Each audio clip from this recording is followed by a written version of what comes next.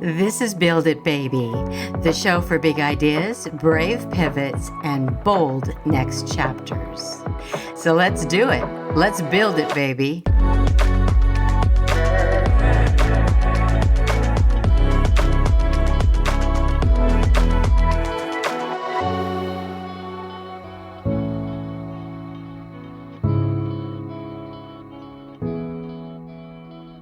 Hey there, Penelope Bent here, and I'm joined by my amazing producer, Morgan Clymer.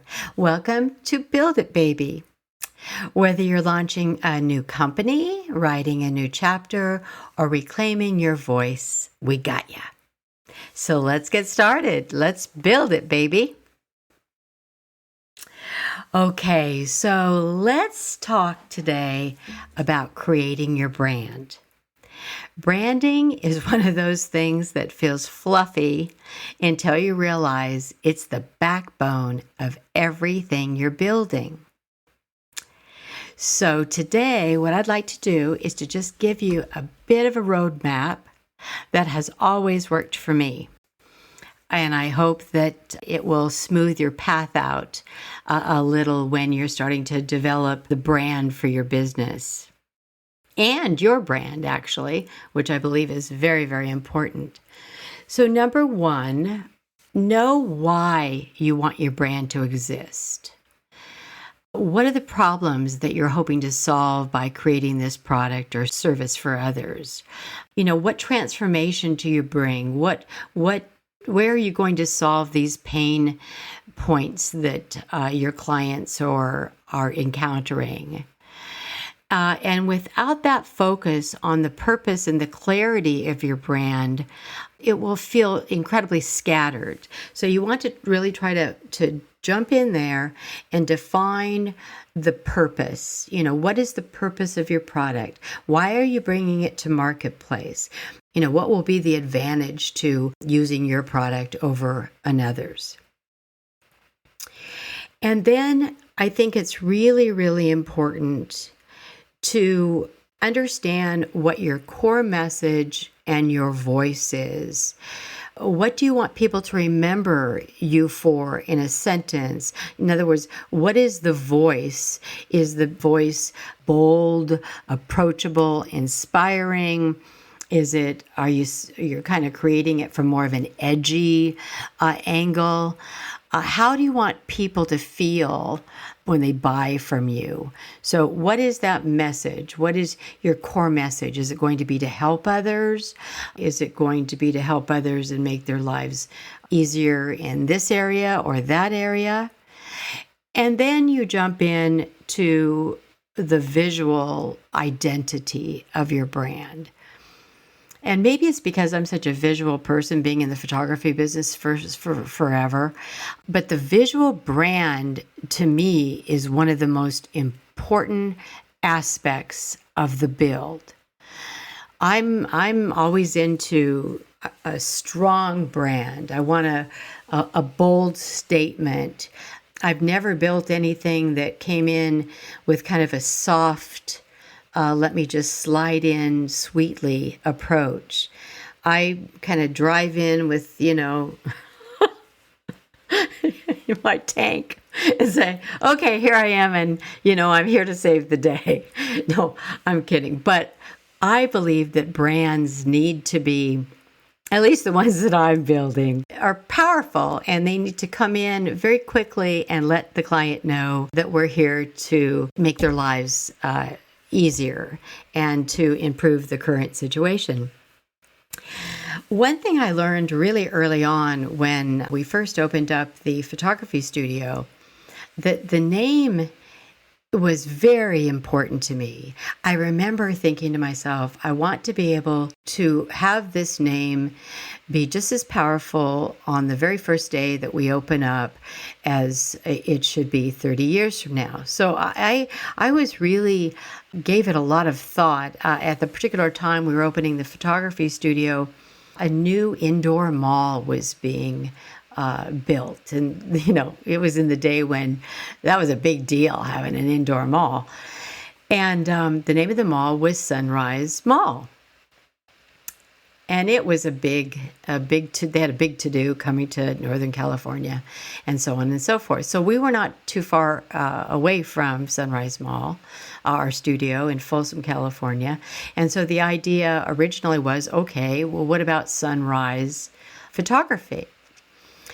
And that just was so vague to me. It didn't have ownership. I didn't feel that we were a part of the brand. And being photographers, you are developing from your heart the product and the service. So I ended up choosing my married name.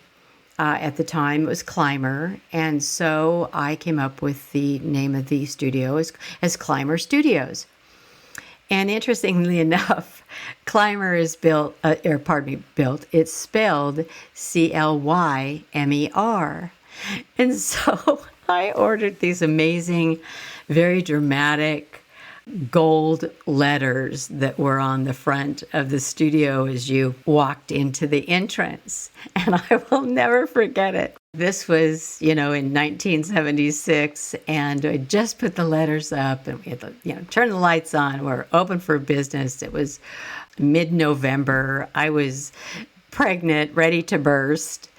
And I heard this woman come down this kind of entrance, this ramp, and she looked at the name of the studio and she went, Slimer Studios. And I remember thinking to myself, oh my God, I have made, a gigantic mistake. And I very politely said, it's Climber Studios. And from then forward, I don't think we ever had a real problem with anyone understanding the name. But I do remember that day that I was so proud to put the sign up of the name of the studio and then to have someone mispronounce it. So words to the wise, you want to spell the name of your company with something that the majority can quickly comprehend. And at the same time, create a name that you will be proud of, that you will hold on to, and that you will stand alongside over the next 30 or 40 years. The next part of the visual identity is, of course, the logo. And creating the logo, to me, it was almost as though the color palette was more important to me than the actual logo in the beginning. I wanted to have colors that were bold and that communicated what we were wanting to sell. And I've done that, whether it was the Fuse Fashion magazine, the online, the colors were black and the gray with the fuchsia. Our studio had a gigantic fuchsia wall with very dark, almost black walls with black carpeting. And then we had a kind of one wall that was this yellow citron. So, when you walked in, wow, you knew that you were in the fashion neighborhood, a fashion company, and everything was bold, from gigantic flower arrangements to wanting to have the font be strong and powerful to share what I felt the concept of the business was. So looking at the way you're bringing in the fonts, I never was much into the sweet look. Maybe if I was selling baby cribs or something that I thought had a sweeter entree, if you will, then maybe I would have gone that way. But most everything that I've built, I wanted it to be bold. I wanted it to be a strong statement. I wanted it to be powerful, to be out there, to be no questions asked. They're going to provide the service or product for me. Another piece of that is, at the same time, I was looking at what kind of clients are we dealing with? Who was my dream client? And at the time in in the modeling and acting development company, we were dealing with people that really were going to make a bold move. And even though they may have been doctors in their everyday profession, they were considering going into business in the modeling and acting and voiceover as voiceover artists. So I wanted it to be bold and to partner with them as a bold contributor. So that was a lot of the reasons why I picked the font that I did, and why I, created the tagline that we used throughout, the build of those different businesses. And then I think you bring that same look through to creating your website and all the other parts and pieces in your social media. So you use that same brand, that same look, that same font, and it creates quite a powerful identity for your company. Another area that very few people talk about, and I do feel this is important as being a business owner that you perhaps are entertaining or you're a co-owner, I think it's important to look at what your personal brand is, creating a personal brand so that you have an identity, that you are someone that people, when they talk to you about what your products and services are, that they feel confident in your personal brand. What is your value story, your expertise, your personality? That's all part of your brand. So looking at what type of a personal brand you're creating is, I think, just as important as looking at the brand you're building, the bigger brand that you may be building for your business. And I remember somebody sharing, years ago, that trust travels through people, not through logos. So we connect with faces and voices more than we connect with logos. Logos can be the bigger picture of your brand, but your company and you and all the voices behind your company, those are the real channels that will lead to your success. Having a strong personal brand that moves with you, your name and your reputation carry forward. So while you're building this business, we're building ourselves at the same time, sometimes simultaneously. Lots of businesses may look alike, but because it's you, because it's your business, you're the unique. You're the unique piece that no one can duplicate. And that's what sets your company apart.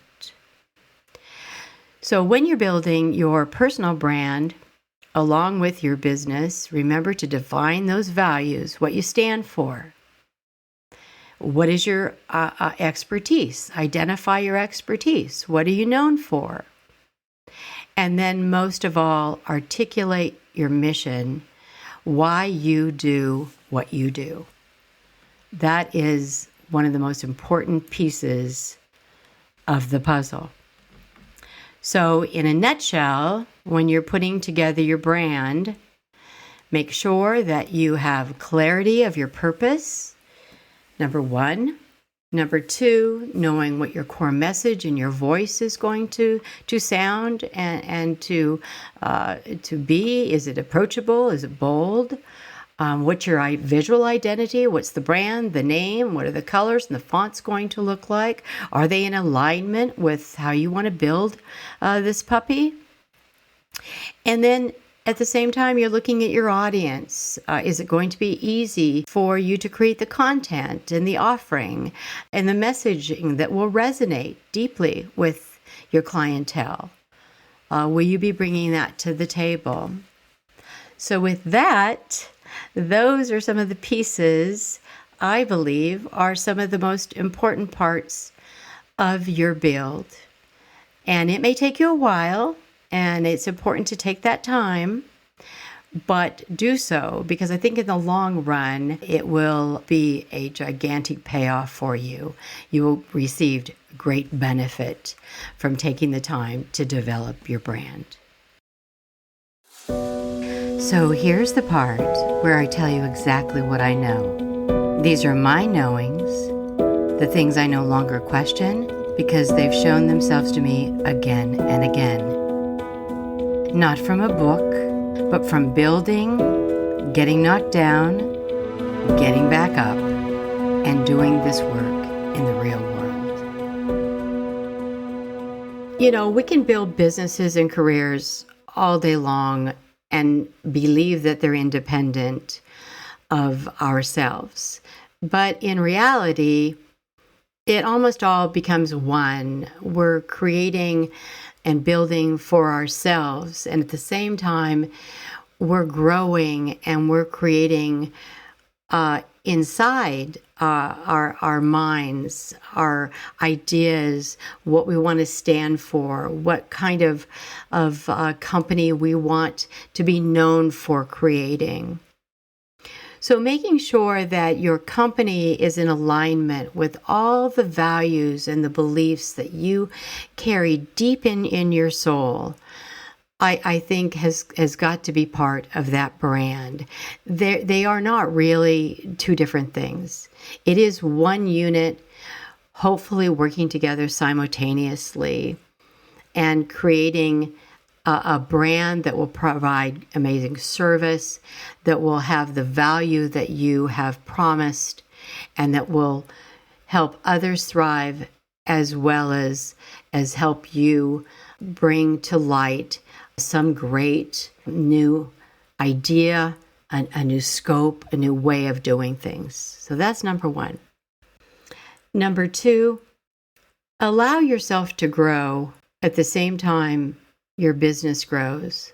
Businesses and careers and lives give us so much information, so much that we ignore. There's so many telltale signs that, we're in the right place, that we're feeling the joy of the build.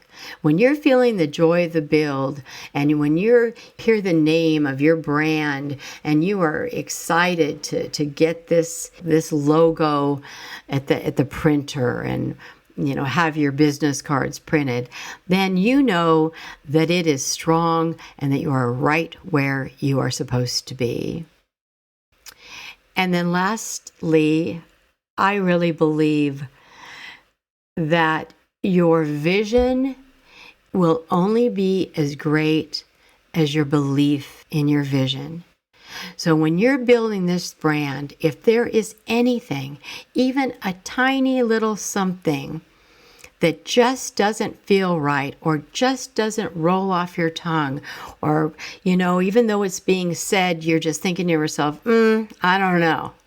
Maybe we'd be able to promise that.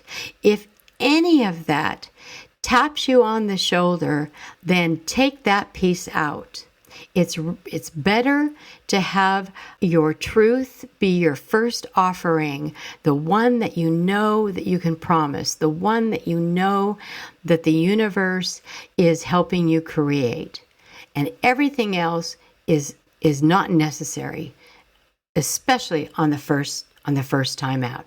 You can always add those other pieces and parts in when you become, clear as to whether you're really comfortable with those. So if there's anything about your build that you are uncomfortable with, from brand to color to mission statement, if you're not comfortable with it, then eliminate it, rewrite it, or rework it until you feel that, yes, this is me. This is my brand. This is what I can roll with. This is what I can walk in any door, hold my head up, and be proud to bring to the marketplace. Then you know it's the right one. Okay, so those were my knowings. Okay, well, it's time for the listener questions. So I'm going to pitch this over to Morgan. Hey, Morgan, what do we have in our inbox as our listener question? Okay, so Vance from Idaho is asking, how do you know when to walk away from something that isn't working? I had a situation, I don't know how many of you remember the the big financial crash in 2008. But that financial instability in our country was so dramatic. And I mean, it affected all the businesses that were trying to make ends meet, especially in the advertising business. So in the modeling and acting business, when you're providing talent for advertising layouts and shooting advertising layouts, that 2008 crash just took the air right out of my entire world. And unfortunately, after that crash, most of the restaurants and boutiques and businesses like mine were closed down within a matter of 90 to 120 days. But me, I had to just keep it going. I just thought, no, I'm just going to keep moving forward. We're going to tighten our belt wherever we can. I was very fortunate because I had no debt load, so I wasn't having, a lot of these financial problems that a lot of folks were having. But needless to say, the amount of women and men that wanted to spend any money to start their own businesses in modeling and acting was down to the bare minimum. And I'll never forget it. It was Christmas time. And I had just signed another 5-year lease for our big studio over in Walnut Creek. I was commuting every day. I was driving over 90 miles a day. There were days that I went to the studio when there was no customers, no activity, but I just felt like if I just kept going, that I would come up with an idea to continue on, which I did for another 3 years. And that Christmas, I signed that 5-year lease, and it was one of those regular evenings. I left at 9 in the morning from Marin, arrived over in Walnut Creek at 10, and I was headed back over the bridge about 10:30, and I'd hit the Richmond Bridge, and I'd always call home, and my amazing husband would answer and say, "Okay, babe, I'll get dinner on." And I'd pull into that driveway 30, 40 minutes after I hit that bridge, and I could smell the pork chops. And he'd always be out there with a flashlight helping me, in the dark of the night, coming up the hill there to our front door with, a nice cocktail and a great smile. And I walked in the door that winter. I had just was bringing in my briefcase. I had the files from the new contract. And I was so exhausted on the way home. I was watching the lights and the drive over the bridge, which was always so amazing. And it just hit me that I just couldn't do it anymore. I wanted to really be honest with myself. And the idea of another 5 years, even though I had signed a new lease, of driving over and trying to make something work, almost cramming a square peg into a round hole. I was exhausted. I was emotionally exhausted. I realized that night that there was no more creativity. I mean, it just wasn't. My tank was empty. I had no idea what my fallback was going to be. And when I walked in the door that night, I looked at my husband and I just said, I can't do it. I can't go on. I can't keep this up. I just have run out of gas. I've run out of heart for this. I just don't have any more. I have nothing left. And he very patiently listened, and he said, "Hey, babe, whatever your decision is, I gotcha." And that breath of fresh air, that confidence that he had, that we'd be okay, that I'd be okay. I had no idea what I was going to do for a living. I look back on it, and in hindsight, I have no idea why the hell I didn't put the company up for sale. That would have been the smartest thing to do. But I got my wits about me. I drove back over to Walnut Creek the next day, asked for an appointment with the landlord, who I thought the world of, and I just said to him, I can't go on. So I think there does come a time that you really have to look at the relationship that you're having with the experience and with the business. And the economy was in the pooper. I had no idea of what my next move was going to be because I didn't have the energy to be able to find that alignment. I just felt like all I wanted to do was stop driving 100 miles a day, and I just wanted to lay my head down. I knew that it was going to be a financial hit, and honestly, at that point, driving over that bridge, I really didn't give a damn whether we had to live in a tent, and by the grace of God, I'm married to someone for over 30 years that would go, oh yeah, okay, so where do you want to put the tent? We'll be fine. So if that's your situation and you have to have that conversation with yourself, it's a tough one. But let your heart be your guide. Be honest with yourself. There may be a time when you just reach that point where you just can't do it anymore. And I don't think there's anything wrong with folding that chapter, putting it in a nice package with a great bow. It was a great ride. But somehow, I think the universe was trying to nudge me for quite some time. And being the gritty, we can do it type of an individual, I may have dragged that out longer than need be. Because at the end of the day, I was able to carry on, kind of revamp what my goals were going to be. If it wasn't for that, I would have never ever gotten into the recruiting business. I would never own a recruiting company that's very successful today. I would never have been able to had the courage to launch this podcast. So sometimes or some days you're just going to know it's time. Lay your sword down and you will fight on to another day, but you will have a much easier set of circumstances. Well, hey, thanks for listening to Build It, Baby. I am having the time of my life. I hope you get a few tidbits that'll help you along your journey.